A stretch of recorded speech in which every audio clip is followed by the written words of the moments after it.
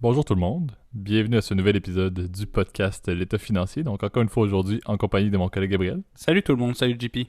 Et pour ce nouvel épisode de la saison 3, là, vous allez probablement le remarquer, Gabriel est officiellement de retour en terre canadienne sous l'Empire britannique. Donc la qualité de l'Internet devrait être beaucoup mieux. On le fait toujours à distance, mais effectivement là, avec une connexion qui est locale autant pour lui que pour moi. Donc vous allez voir, là, ça va enfin arrêter d'avoir quelques petits lags. Merci pour vos commentaires et également votre compréhension là, dans les dernières semaines et derniers mois là, que Gab était de l'autre côté de l'Atlantique. Mais on reprend ça en force, là, effectivement, là, avec un épisode qui a un petit délai d'ailleurs. Vous l'aurez noté, là, l'épisode va sortir aujourd'hui, en fait, en ce mardi, là, plutôt qu'au lundi traditionnel. Gab étant de retour. Jet lagué complètement et je dois t'avouer, ça n'a pas aidé du coup à pouvoir enregistrer pour lundi. Donc vous le recevrez donc 24 heures plus tard, normalement mardi matin.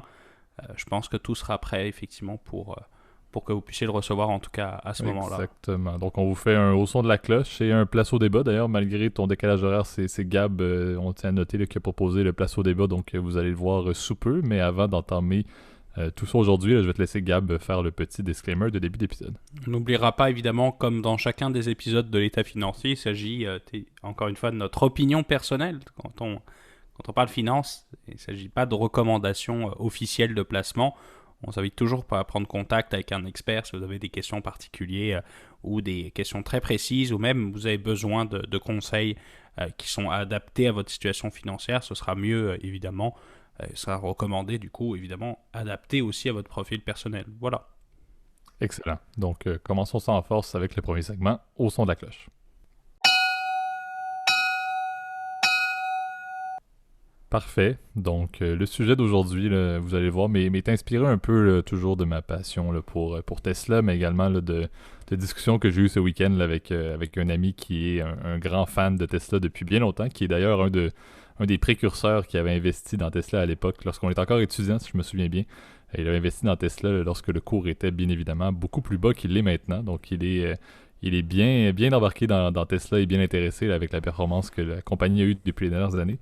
Ce qu'on veut vous parler plus globalement, là, c'est un peu ce que je vais nommer comme étant la course aux Gigafactories, en bon anglais.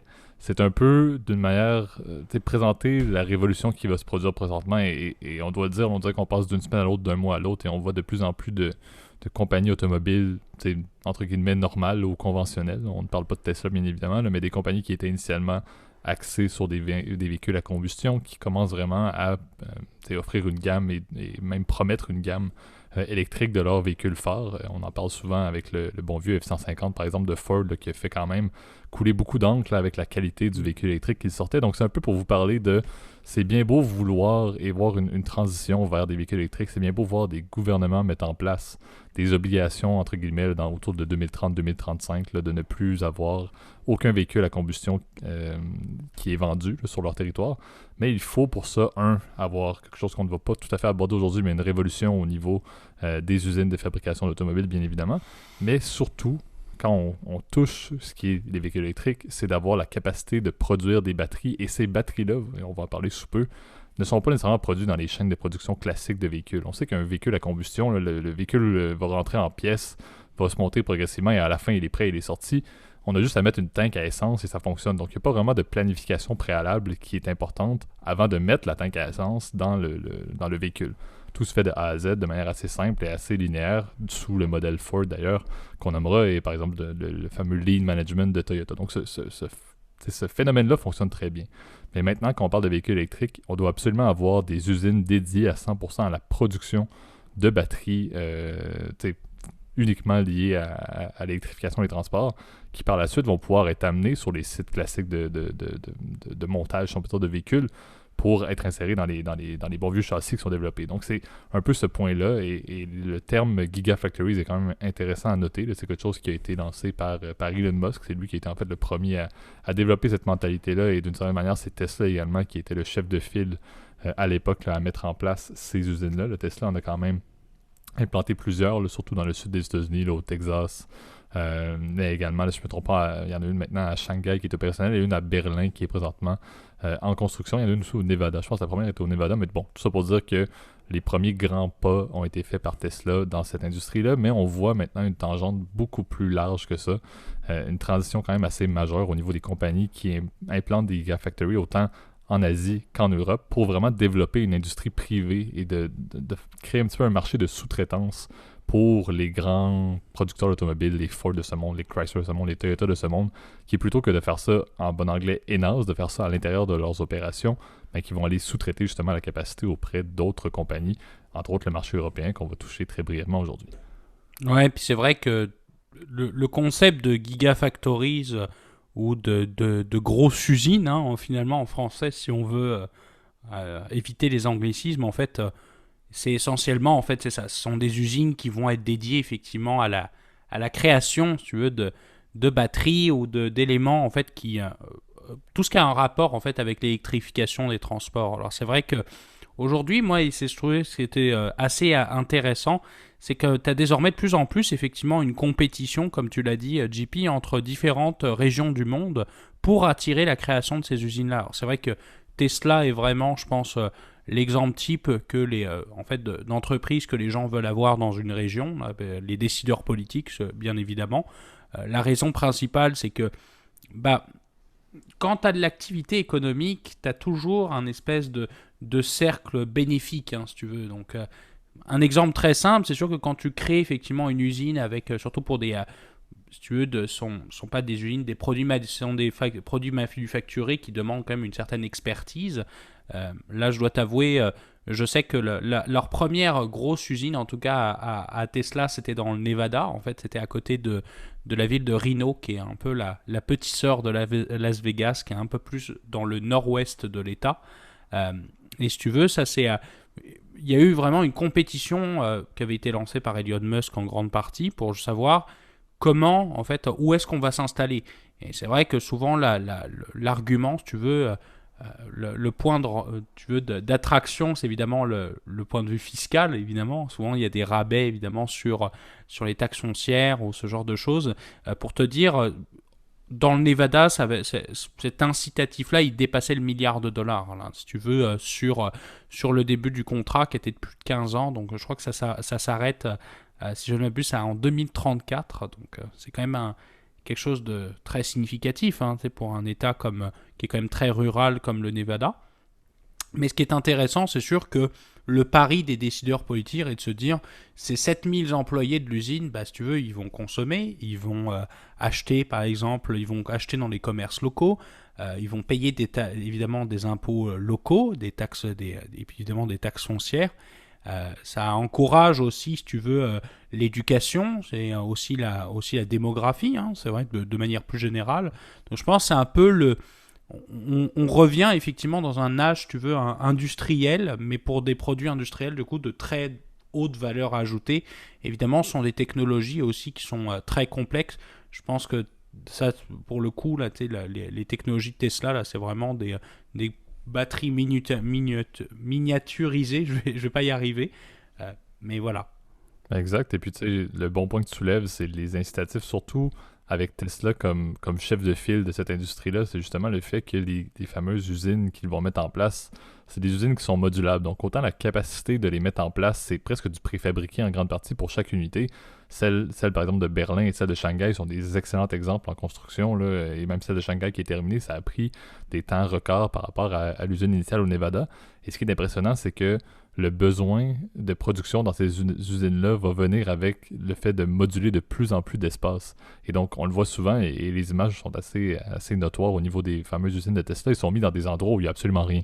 Il n'y a absolument rien nulle part autour parce que justement, la capacité de faire une expansion auprès de ces usines-là va pouvoir se faire très facilement par l'entremise justement du système modulable. Donc, Tesla, comme chef de file, adopte un modèle qui est très fonctionnel, qui est très opérationnel également et qui permet de dire, ben, par rapport au modèle qu'on connaît, où une fois que tu t'as dépassé la capacité de tes bons vieux murs de ton usine, tu n'as pas vraiment le choix d'en acheter une autre, d'en construire une autre, ben, on voit que Tesla a déjà pensé à dire, bon, on a déjà la capacité de pouvoir expandre ces usines-là au fur et à mesure que le besoin va se développer, au fur et à mesure, en fait, que le marché mondial de vente de véhicules électriques va continuer à prendre de l'ampleur, comme c'est déjà le cas présentement.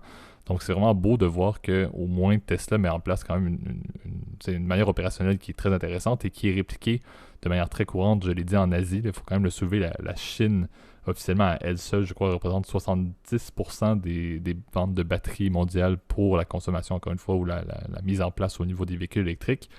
Au total, c'est 70% en Chine, 75% dans l'ASEAN plus généralement. Donc, il reste 25% des batteries mondiales qui sont faites à l'extérieur de l'ASEAN at large, dont plusieurs, comme je l'ai dit, qui sont étonnamment, et ça, je dois dire que j'en étais surpris quand même pas mal. Au niveau de l'Europe, on en avait parlé dans un des épisodes passés sur le fait que l'Europe avait besoin d'un certain renouvellement de ses industries, un peu de tourner dans un modèle qui... Encore une fois, on pourrait dire la même chose du Canada, là, mais l'Europe fait la démarche de s'implanter dans des industries qui vont être de haute technologie, qui vont être en grand développement, qui vont être en grand besoin pour des dizaines et des dizaines et des dizaines d'années à venir.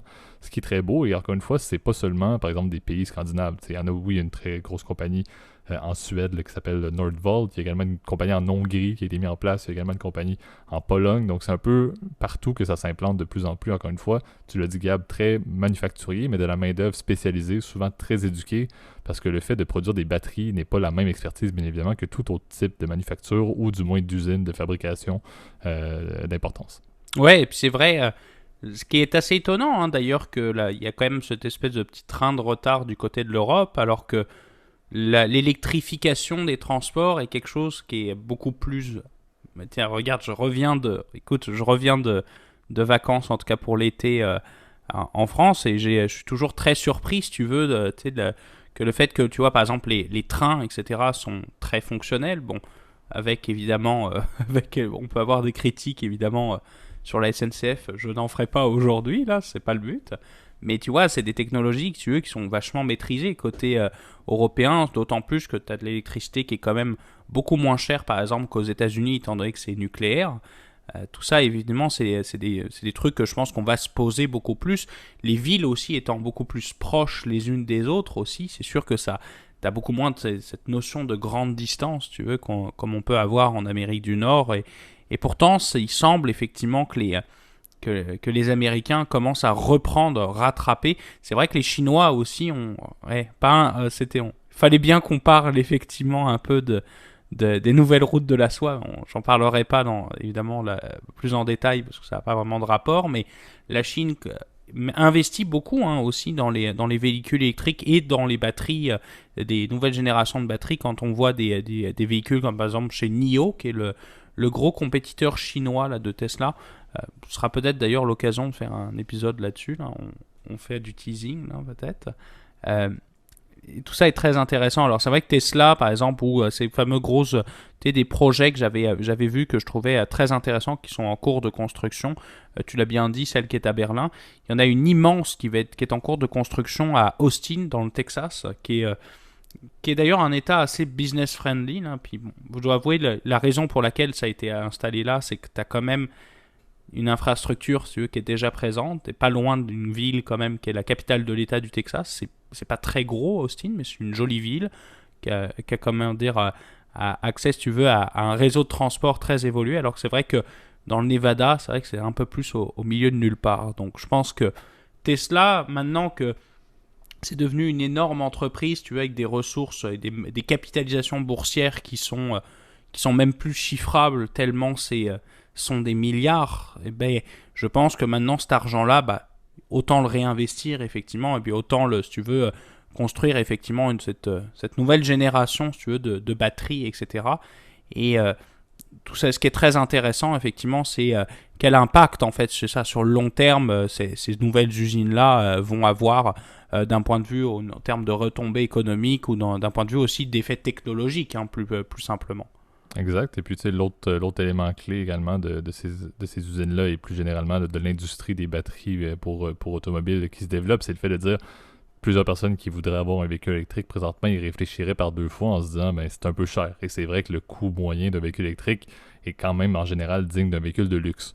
Le fait d'avoir beaucoup plus de capacité et beaucoup plus de compétiteurs au niveau privé dans l'industrie de manufacture justement des batteries fait en sorte que c'est en grande partie la pièce centrale. Le restant, il n'y a pas une grosse différence. Entre un châssis oui, il y a quelques différences certes, mais de base, le coût d'un châssis pour un véhicule électrique ou le coût d'un châssis pour un véhicule à combustion, selon moi, ça coûte probablement moins cher à produire juste le châssis pour un véhicule électrique, beaucoup moins, bien évidemment, de pièces uniques. Donc la batterie, c'est là qu'il y a vraiment la grande marge à faire et le grand avantage à faire que si il y a davantage d'offres, si les prix des batteries baissent parce qu'il y a beaucoup de concurrence, il y a beaucoup d'usines qui en produisent, il y a beaucoup de compagnies qui en font, ben ça va probablement permettre d'être le fameux vecteur pour amener les prix des véhicules électriques à la baisse. Et c'est ce qui manque, c'est ce que ça prend. À la fois, ça prend, bien évidemment, on le sait, une infrastructure de bornes de recharge suffisante à travers plusieurs pays, à travers des villes, etc. Donc c'est sûr que ça, c'est une autre problématique qui est essentielle à l'espèce de l'avènement des véhicules électriques comme étant le principal véhicule acheté à travers le monde, mais également ça prend le fait que les batteries coûtent moins cher pour que la production coûte moins cher et qu'on puisse vendre des véhicules qui sont d'aussi bon prix que des bonnes vieilles sédanes moyennes.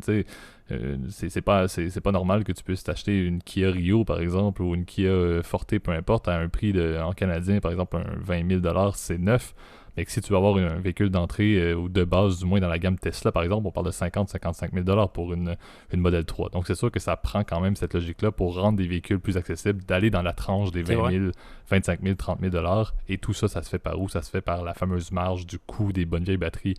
Si ça baisse, je suis certain que ça va pouvoir être probablement la grande effervescence ou le grand point d'effervescence des véhicules électriques. Et peut-être, on le saura bientôt, la cible d'atteinte de 2030-2035, que plusieurs disent que c'est juste un espèce de système des gouvernements là, pour que les personnes se calment un peu sur le changement climatique, mais je crois que c'est quelque chose qui est de plus en plus atteignable et on voit les grands pas qui se passent présentement au niveau de l'industrie automobile électrique et surtout, comme on l'a dit, des fameuses Gigafactory. Donc je sais pas, Gab, si tu as un point que tu voudrais ajouter avant qu'on passe à notre deuxième segment. Bah écoute, je trouve qu'on t'as bien couvert effectivement le fait qu'effectivement c'est le fait que tu aies de plus en plus d'entrants sur un marché, ça a forcément un impact ou une conséquence, comme on dirait en français. Je veux pas faire d'anglicisme encore une fois. On le voit, hein, toutes les industries qui se sont libéralisées, si tu veux, où tu avais un peu, si tu veux, tu as un très petit nombre de joueurs, c'est vrai, dans l'industrie. Bah, tu le vois que, comment dire, tu avais des prix nécessairement plus hauts. Hein, on parle souvent en économie du concept de collusion, de cartel ou de monopole ou d'oligopole, des fois. Enfin, les quatre sont utilisés. Et nécessairement, cette situation-là est créée, et bien évidemment, si tu veux, un surplus si tu veux, pour le producteur. Elle crée, si tu veux, une rente quelque part qui évidemment fait que les prix sont beaucoup plus élevés que ce qui serait le cas évidemment pour par exemple une situation où tu aurais par exemple une libre concurrence. Souvent, si d'ailleurs vous avez fait quelques cours de micro de base, souvent on te fait comparer justement quel est le bonheur général, même si évidemment c'est très théorique, hein, mais le bonheur général par rapport à une situation économique d'un monopole ou d'une concurrence libre et parfaite, bah, tu le vois bien évidemment que la concurrence, d'un point de vue général, elle crée, si tu veux, un mécanisme d'offre et de demande parfaite, si tu veux, et les prix sont déterminés comme ça. C'est vrai que pour les batteries, il y a pas mal de composantes qui rentrent dedans, notamment le lithium, qui est une matière première qui est assez rare quand même, qui est pas non plus, ultra rare, on va dire ça comme ça, par rapport à par exemple les terres rares, comme son nom l'indique. Le lithium se trouve quand même dans de nombreux pays, puis c'est souvent dans les endroits par exemple où il y a du sel, étant donné que ça vient de ça, c'est un peu comme en TP de chimie, je sais pas si tu avais eu ça des fois à l'époque, JP, là, mais quand tu mets du cuivre dans du citron, le concept est un peu le même, là, c'est exactement le même, tu veux, et évidemment à une échelle beaucoup plus importante. Je pense pas que tu puisses faire tourner ta Tesla avec juste un demi-citron et une pièce en cuivre. Mais... Sinon, on couperait à l'instant le podcast et on se partirait voilà. Gigafactory dans le podcast studio, je pense. Donc je pense pas que ça marchera comme ça, mais c'est vrai que ce mécanisme-là, tu vois, il permet, si tu veux, de changer, si tu veux, des industries, bien évidemment. Et un exemple tout bête, je vais te donner un exemple qui est très simple, c'est qu'il y a quelques années, l'industrie, par exemple, du rasoir, bah, tu avais très peu de joueurs parce que la technologie de la lame, tu n'avais que seulement 2 compagnies qui le faisaient. En l'occurrence, Wilkinson, Chic aux États-Unis, et le compétiteur, évidemment, puis celle que vous connaissez toujours, c'est Gillette. Et il y avait un peu Bic aussi, côté français, Cocorico, hein, je dirais. Et c'est vrai que le fait que tu aies une industrie où tout le monde est content de garder des coûts plus hauts, bah, ou des prix plus hauts aux consommateurs, puis, bah, c'est sûr que tu n'es pas incité, si tu veux, à créer de la marge et aller chercher à optimiser ton produit pour aller, si tu veux, baisser tes coûts et dégager, conserver une espèce de marge, bah, justement en gardant un rapport qualité-prix qui est bon. Hein. Maintenant, aujourd'hui, l'industrie si tu veux, du rasoir a complètement changé depuis l'apparition des services d'abonnement où tu commandes tous les mois. Je pense que la même chose, le même concept peut être applicable, si tu veux, évidemment, par exemple pour les batteries, mais pour n'importe quelle industrie. Donc, c'est vrai que c'est quand même un point à considérer. Dernier point avant de rendre l'antenne, je suis désolé, j'ai quand même pas mal parlé. Mais c'est vrai qu'on parle de transition écologique en 2035. Après, faut faire attention. Moi, je pense pas qu'en 2035, on arrive très clairement à l'objectif. Je pense que, dans mon opinion personnelle, et là, elle est critiquable, je veux dire, vous êtes libre d'en débattre, par exemple, dans les commentaires, mais moi, je pense qu'en 2065, on continuera encore à utiliser de l'essence, malheureusement ou heureusement, tout dépendamment quel est votre point de vue, mais je pense qu'on continuera évidemment à utiliser de l'essence parce que l'électrification dans plein de pays risque d'être encore très problématique, étant donné que, encore une fois, il faut que c'est bien beau de faire d'électrifier des transports, mais d'où vient ta source d'énergie? Est-ce que tu es capable d'en produire de manière écologique et de manière, si tu veux, renouvelable? Voilà. Absolument. Donc ça, c'est un très bon point. Ça conclut très bien, effectivement, le segment, là, de dire qu'il y a beaucoup de variables à valider, bien évidemment, là, un peu comme on l'a mentionné pour le Bitcoin également. C'est le même point. Là. C'est sûr que si tu power ta Gigafactory avec du charbon, est-ce que tu fais vraiment un gain pour l'environnement? Peut-être pas. Ouais, moyen. Exact. Donc, passons maintenant à notre deuxième segment, place au débat. Parfait. Donc, comme je disais, le sujet, malgré le décalage, a été proposé par Gab. Un très bon sujet. D'ailleurs, vous allez le voir. Là, c'est la question, et je vais l'introduire et je vais tout de suite te passer la parole, Gab, pour que tu commences avec ton opinion et je pourrai relancer avec la mienne. C'est est-ce que les présidents, directeurs généraux, est-ce que les PDG ou les CEO des compagnies, autant grandes, on va probablement plus s'attarder sur les grandes compagnies puisque la rémunération peut être quand même beaucoup plus large qu'on peut le concevoir. Mais est-ce qu'ils sont trop payés? Est-ce que leur rémunération est justifiée? Et encore une fois, ça va être un peu le point central de dire et de regarder comment est-ce que ces personnes-là sont rémunérées et est-ce qu'on juge qu'il y a un modèle qui est adéquat et peut-être un modèle qui n'est pas adéquat pour ce genre de personnage administratif ou de l'administration moderne, là, encore une fois un peu à la Elon Musk, qui encore une fois, sont rémunérés beaucoup plus que probablement l'ensemble de la base de leurs employés. Bah oui, et je risque de te surprendre, mon cher JP, aujourd'hui.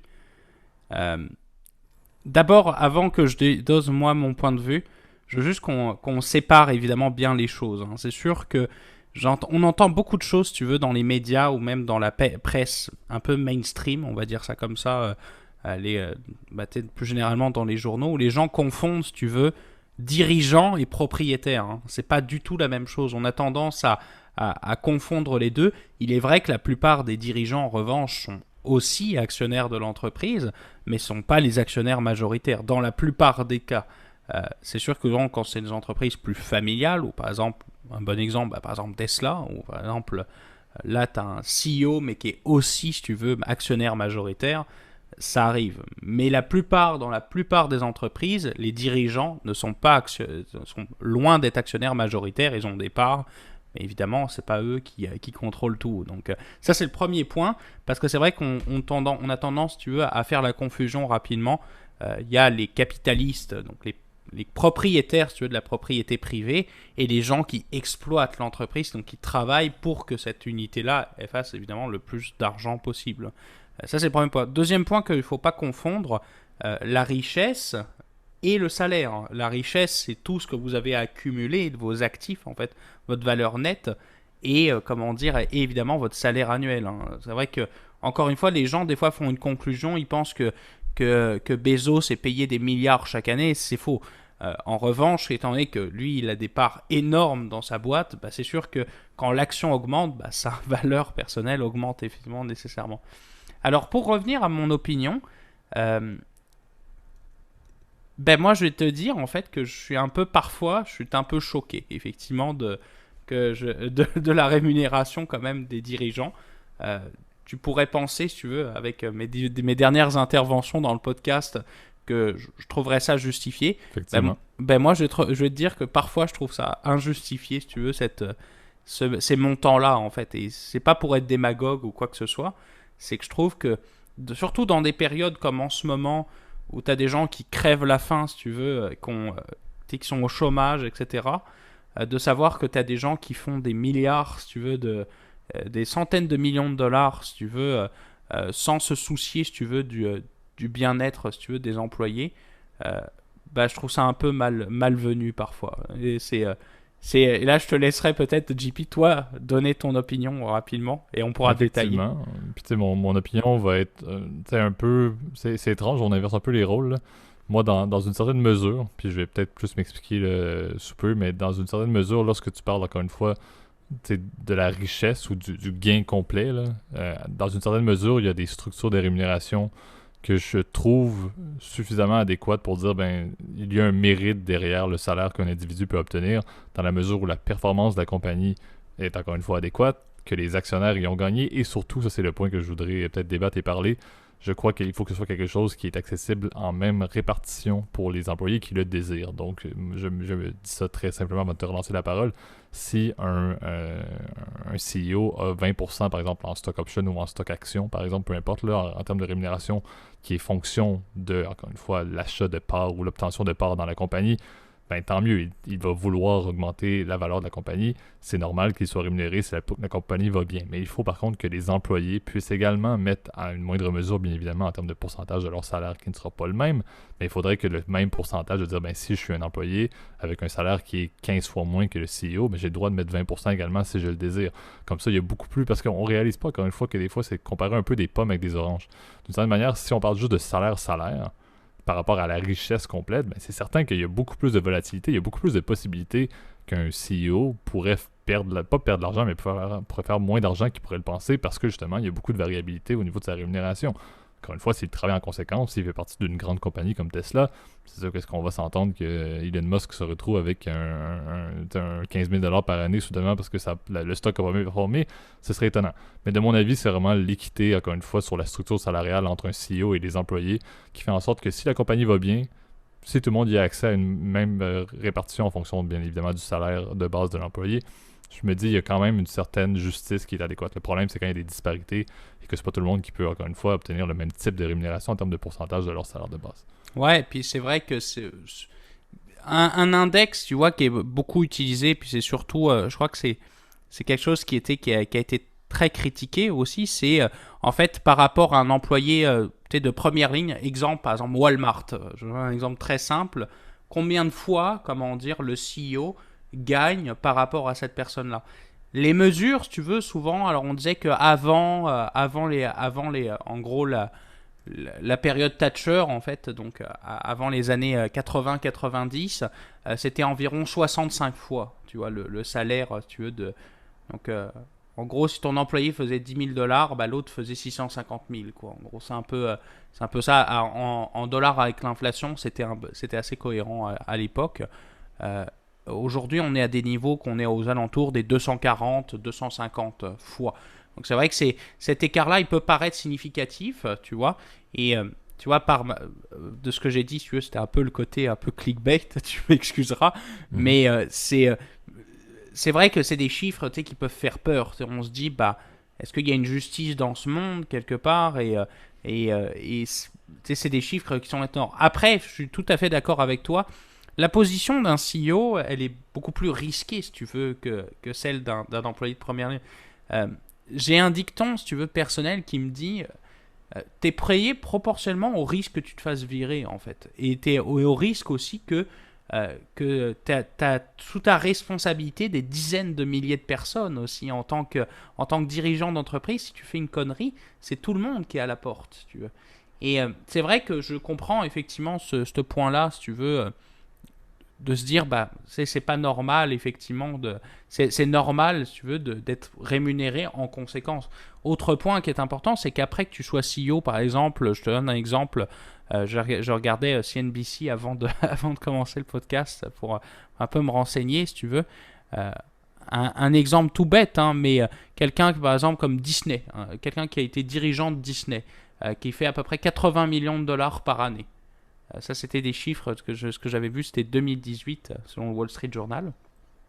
Bah, tu fais 80 millions. Certes, c'est énorme, ce sont des chiffres évidemment qui sont hors de toute mesure. C'est un loto hein, en termes de gains annuels. Mais combien d'années est-ce que tu restes CEO? Tu restes pas CEO d'une compagnie pendant 20 ans, surtout aujourd'hui où, si tu veux, les mécanismes de gouvernance font que de plus en plus d'entreprises euh, ont de la difficulté, si tu veux, à garder un dirigeant plus de 10 ans. Parce que c'est compliqué, si tu veux. À la première connerie, tu te fais éjecter, en fait. Alors c'est vrai que c'est assez drôle. Tu as aussi une disparité aussi qui se fait entre dirigeants. T'as certains dirigeants qui, souvent, c'est plutôt quand ils sont actionnaires, ils refusent de se faire payer, ou soit c'est une rémunération qui est symbolique ou sous forme d'action. T'en as d'autres qui préfèrent se payer avec des options, d'autres avec des montants importants en bonus. Tu as une très grande disparité en termes de structure de rémunération, ce qui fait que c'est difficilement comparable en fait, étant donné que bah, ça va dépendre de chaque entreprise, puis de la façon dont elle trouve le mieux en fait son conseil d'administration, parce que c'est eux et aussi les actionnaires qui le votent, bah, qui va déterminer quelle est la structure qui permet d'obtenir en fait les meilleurs résultats aussi à l'entreprise et le meilleur alignement des intérêts entre les actionnaires et les dirigeants de l'entreprise. Exact. Puis tu sais, je pense le point, comme je dis, moi ce que je veux rajouter, c'est un peu ce que tu disais. C'est bien de voir que sur des conseils exécutifs avec le CEO, le CFO, etc., la structure de rémunération peut être un peu modulable, dépendamment, encore une fois, les intentions de chaque individu. Tu vas me dire qu'un jeune CEO va vouloir avoir le max d'actions, le max d'options, alors qu'un CEO proche de la retraite va peut-être vouloir plus avoir des bonifications et tout, un peu plus de garanties que des parts dans la compagnie.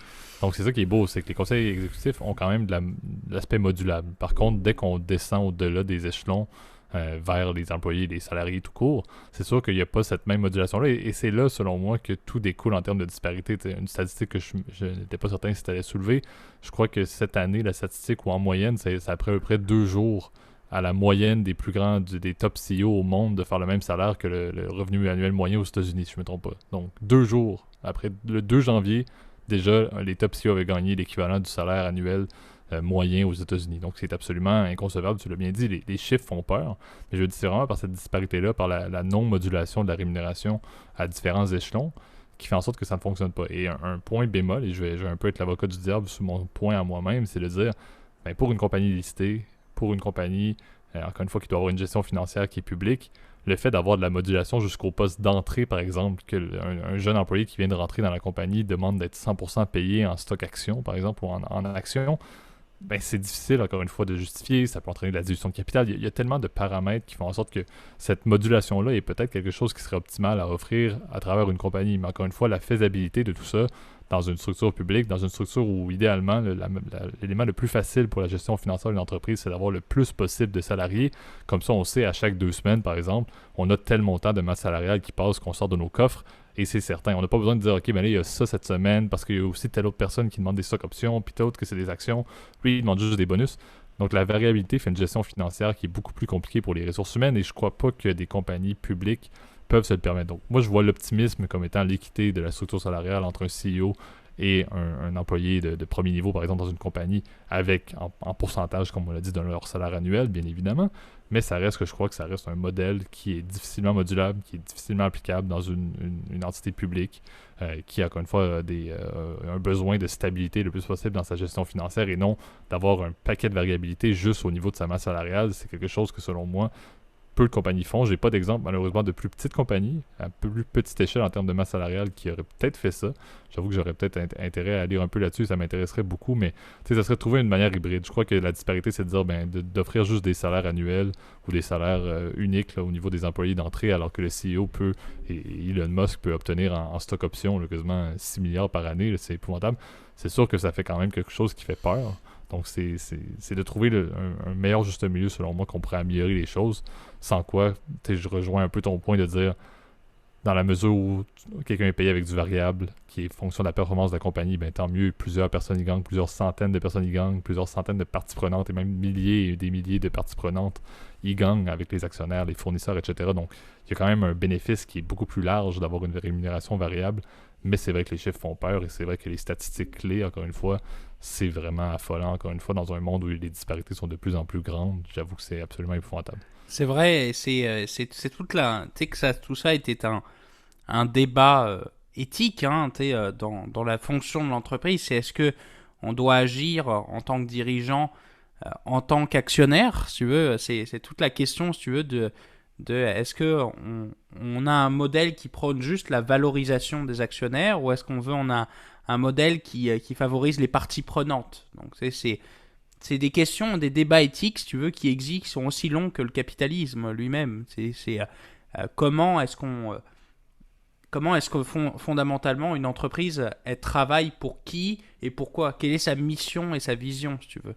Et c'est des questions et des débats éthiques. Même aujourd'hui, je pense on a de la difficulté à prendre en compte. Alors aujourd'hui, on a, je pense, de plus en plus évolué effectivement vers un débat où quand même on prend en compte les parties prenantes. On prend surtout en compte, si tu veux, par exemple, les milieux de vie. Ça, c'est quelque chose que les entreprises valorisent beaucoup. C'est que, comme on l'a dit dans la première partie, tu vois, je trouve que ça fait du jeu. Une entreprise, comme elle est installée dans un milieu, si tu veux, elle prospère localement à l'économie. Si tu veux.